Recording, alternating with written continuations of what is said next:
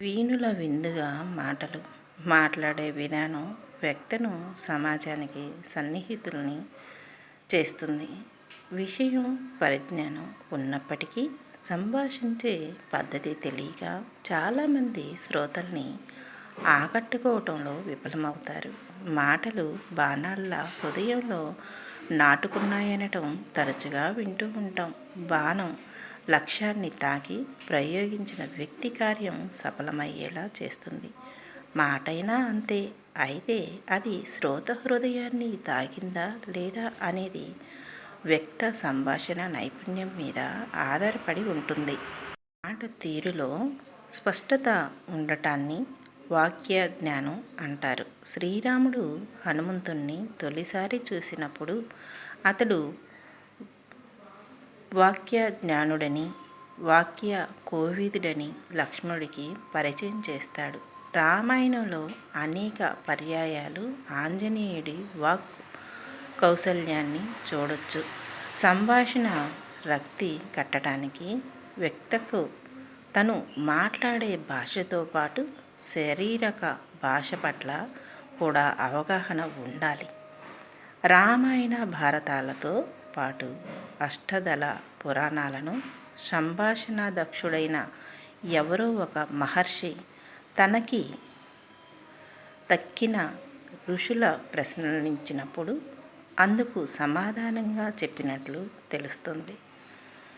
ఆయా గ్రంథాల్లో అనేక కథల్ని, ఉపకథల్ని, అనేక ప్రశ్నలకు సమాధానాల్ని నాటి మహర్షులు చేర్చారు. వారికి వాక్చాతుర్యత ఉంది కాబట్టి శ్రోతలకు విసుగు కలగకుండా రోజుల తరబడి కథలను చెబుతూ సందేహాలు నివృత్తి చేశారు.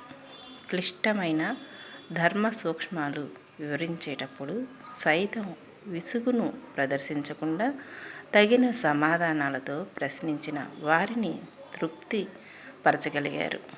అసహనం లాంటి భావాల్ని పైకి వ్యక్తం చెయ్యకపోవటం గొప్ప సంభాషణాపరుడి అతి ముఖ్య లక్షణాల్లో ఒకటి.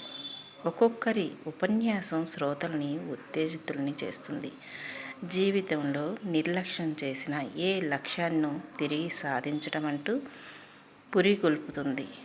మాట్లాడుతున్న అంశం పట్ల అవగాహన, సందేహాలకు తావులేని స్పష్టత, లోక జ్ఞానం, ఏ విషయం మాట్లాడితే శ్రోతలకు నచ్చుతుందో పసిగట్టగల నేర్పు ప్రజల్ని మంత్రముగ్ధుల్ని చేసే ఉపన్యాసాలకు ప్రధాన దినుసులు.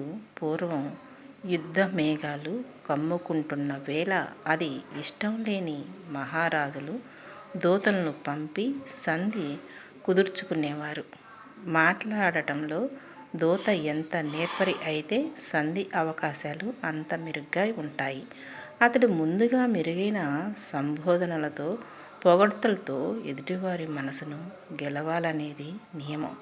తన మాటలతో మహారాజు ఆత్మాభిమానం కోల్పోకుండా మధ్యమ మార్గంలోనే సంధి కోసం దూత ప్రయత్నాలు సాగేవి. మాటలు ఎక్కువయ్యే కొద్దీ మనిషి పలచబడిపోతాడు. కొంతమంది నేర్పురులు పదాల్ని తూకం వేసినట్లు అవసరమైనంత మేర మాత్రమే సంభాషిస్తారు. ప్రాచీన ఋషులు తక్కువ మాటల్లో విస్తృత భావాల్ని తెలియచేసేవారు. తమ ఆధ్యాత్మిక జీవితానుభవాలను రంగరించటం వల్ల ఆ మహానుభావుల పలుకులు భక్తుల హృదయాల్లో శాశ్వతంగా నిలుస్తున్నాయి. దీని ద్వారా సంభాషించేటప్పుడు సందర్భోచితంగా స్వీయానుభవాల్ని వ్యక్తపరచడం వల్ల ప్రసంగం ఆకట్టుకుంటుందని అర్థమవుతుంది. పదాల్ని పంచదార పలుకుల్లా మార్చి ఉపయోగించే వ్యక్త అందరికీ మిత్రుడవుతాడు. అందుకే కాబోలు వెనక పెద్దలు అంటూ ఉండేవారు, నోరు మంచిదైతే ఊరు మంచిదవుతుంది అని. కానీ ఈ కాలంలో నోరు మంచిదైనా ఊరు మంచిది అవ్వట్లేదు. ఊరు మంచిదైనా ఊరిలో ఉన్న జనం మంచివాళ్ళు అవ్వట్లేదు. మన ఒక్కళ్ళమే మంచివాళ్ళం అనుకుంటే లోకం నడవకుండా ఆగదు. చెడ్డవాళ్ళం అనుకుంటే లోకం పరుగులు పెట్టదు. అలా అని చెప్పేసి ఎవరిని పడితే వాళ్ళని దూషిస్తూ ఎలా పడితే అలా మాట్లాడుకుంటూ పోయే కంటే కూడా చెడ్డ వాళ్ళతో అయినా మంచి వాళ్ళతోటైనా కూడా మాట సౌమ్యంగా మాట్లాడటం మనిషి నేర్చుకోదగిన ఒక ఉత్తమమైన లక్షణం అనే చెప్పుకోవాలి.